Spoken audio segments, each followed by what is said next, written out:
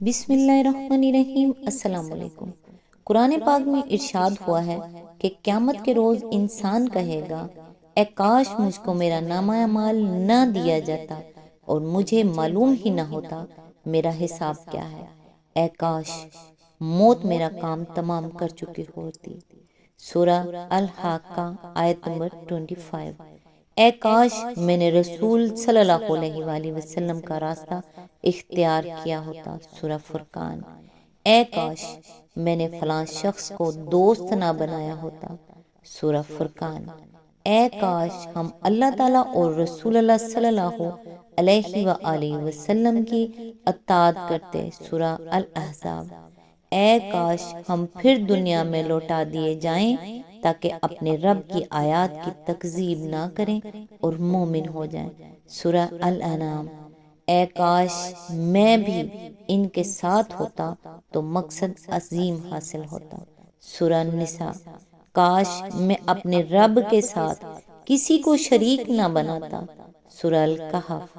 کاش کہ ہمیں دنیا میں ایک مرتبہ پھر جانا ملتا تو ہم پکے سچے مومن بن جاتے۔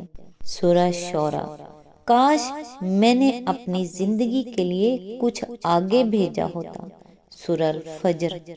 اپنے معاملات کو دنیا میں ٹھیک کریں، اس کاش سے بچیں۔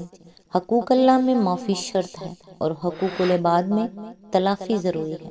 معافی اور تلافی کے بغیر والے کیس کا فیصلہ بروز قیامت ہوگا۔ اپنے کیس کا فیصلہ دنیا میں ہی کروا کے جائیں۔ حشر کا معاملہ بہت نازک ترین ہے۔ اللہ تعالیٰ سے دعا ہے، اے اللہ ہم آپ کی پناہ چاہتے ہیں، ہر برے دن سے، ہر بری رات سے، ہر بری گھڑی سے، ہر برے لمحے سے، آنے والے وقت کی آفتوں، بلاؤں، مصیبتوں، پریشانیوں، غموں، فکروں، دکھوں اور ہر قسم کی بیماریوں سے۔ اے اللہ ہم کو ہر لمحے اپنے حفظ و امان میں رکھ۔ آمین ثم آمین۔ آج انشاءاللہ سورہ صاد کی آیت نمبر 78 سے سٹارٹ کریں گے۔ اس کا ترجمہ اور تفسیر تفہیم القرآن سے بیان کروں گی جو اہل سنت جماعت کے لیے ہے۔ اعوذ باللہ من الشیطان الرجیم، بسم اللہ الرحمن الرحیم۔ اور تیرے اوپر یوم الجزا تک میری لعنت ہے۔ اس کی تفسیر ہے، اس کا یہ مطلب نہیں ہے کہ یوم الجزا کے بعد اس پر لعنت نہ ہوگی، بلکہ اس کا مطلب یہ ہے کہ یوم الجزا تک تو وہ اس نافرمانی کی پاداش میں مبتلا لعنت رہے گا، اور یوم الجزا کے بعد وہ اپنے ان کرتوتوں کی سزا بھگتے گا جو تخلیق آدم کے وقت سے لے کر قیامت تک اس سے سرزد ہوں گی۔ آیت نمبر 79۔ وہ بولا، اے میرے رب یہ بات ہے تو پھر مجھے اس وقت تک کے لیے مہلت دے دے جب یہ لوگ دوبارہ اٹھائے جائیں گے۔ آیت نمبر 80۔ فرمایا، اچھا تجھے اس روز تک کی مہلت ہے۔ آیت نمبر 81۔ جس کا وقت مجھے معلوم ہے۔ آیت نمبر 82۔ اس نے کہا، تیری عزت کی قسم میں ان سب لوگوں کو بہکا کر رہوں گا۔ آیت نمبر 83۔ بجز تیرے ان بندوں کے جنہیں تو نے خالص کر لیا ہے۔ اس کی تفسیر ہے، اس کا یہ مطلب نہیں ہے کہ میں تیرے چیدہ بندوں کو بہکاؤں گا، نہیں، بلکہ اس کا مطلب یہ ہے کہ تیرے چیدہ بندوں پر میرا بس نہ چلے گا۔ آیت نمبر 84۔ فرمایا، تو حق یہ ہے اور میں حق ہی کہا کرتا ہوں۔ آیت نمبر 85۔ کہ میں جہنم کو تجھ سے اور ان سب لوگوں سے بھر دوں گا جو ان انسانوں میں سے تیری پیروی کریں گے۔ اس کی تفسیر ہے، تجھ سے کا خطاب صرف شخص ابلیس ہی کی طرف نہیں ہے بلکہ پوری جن سے شیاطین کی طرف ہے، یعنی ابلیس اور اس کا وہ پورا گروہ شیاطین جو اس کے ساتھ مل کر نو انسانی کو گمراہ کرنے میں لگا رہے گا۔ اسی آیت کے ضمن میں یہ بھی بتایا گیا ہے کہ یہ پورا قصہ سرداران قریش کے اس قول کے جواب میں سنایا گیا ہے کہ انزل الیہ الذکر من بیننا، یعنی کیا ہمارے درمیان بس یہی ایک شخص رہ گیا تھا جس پر ذکر نازل کیا گیا۔ اس کا ایک جواب تو وہ تھا جو آیت نمبر 9 اور 10 میں دیا گیا تھا کہ کیا خدا کی رحمت کے خزانوں کے تم مالک ہو، اور کیا آسمان و زمین کی بادشاہی تمہاری ہے اور یہ فیصلہ کرنا تمہارا کام ہے۔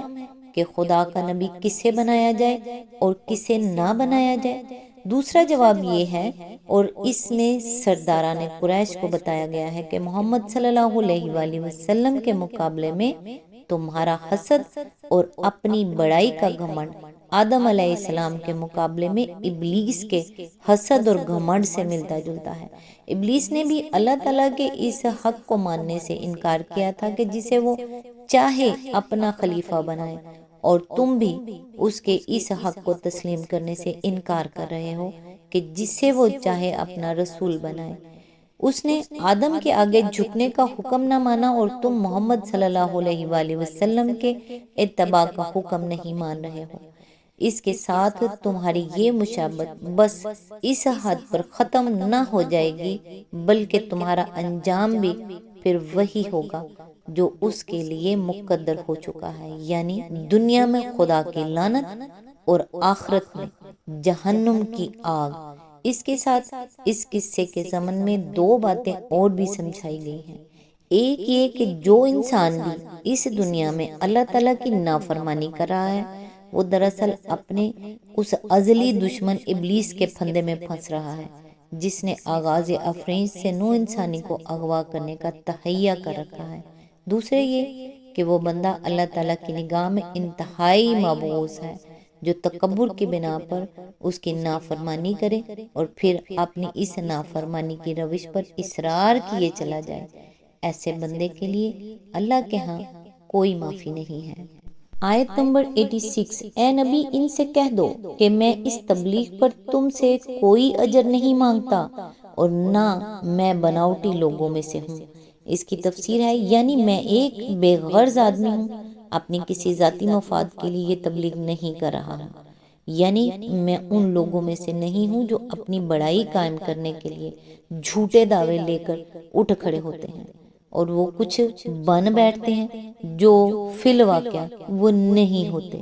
یہ بات نبی صلی اللہ علیہ وآلہ وسلم کی زبان سے محض کفار مکہ کے اطلاع کے لیے نہیں کہلوائی گئی ہے، بلکہ اس کے پیچھے حضور صلی اللہ علیہ وآلہ وسلم کی وہ پوری زندگی شہادت کے طور پر موجود ہے، جو نبوت سے پہلے انہی کفار کے درمیان 40 برس تک گزر چکی تھی۔ مکہ کا بچہ بچہ جانتا تھا کہ محمد صلی اللہ علیہ وآلہ وسلم ایک بناوٹی آدمی نہیں ہے۔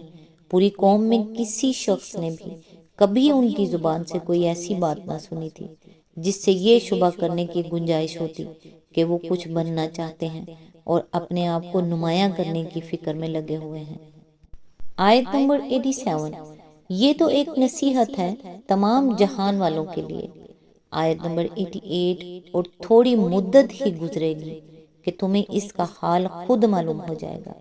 اس کی تفسیر ہے، یعنی جو تم میں سے زندہ رہیں گے وہ چند سال کے اندر اپنی آنکھوں سے دیکھ لیں گے کہ جو بات میں کہہ رہا ہوں وہ پوری ہو کر رہی، اور جو مر جائیں گے ان کو موت کے دروازے سے گزرتے ہی پتہ چل جائے گا کہ حقیقت وہی کچھ ہے جو میں بیان کر رہا ہوں۔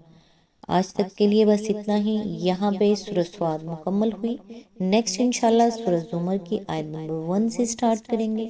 تب تک کے لیے دعاؤں میں یاد رکھیے گا۔ اللہ حافظ۔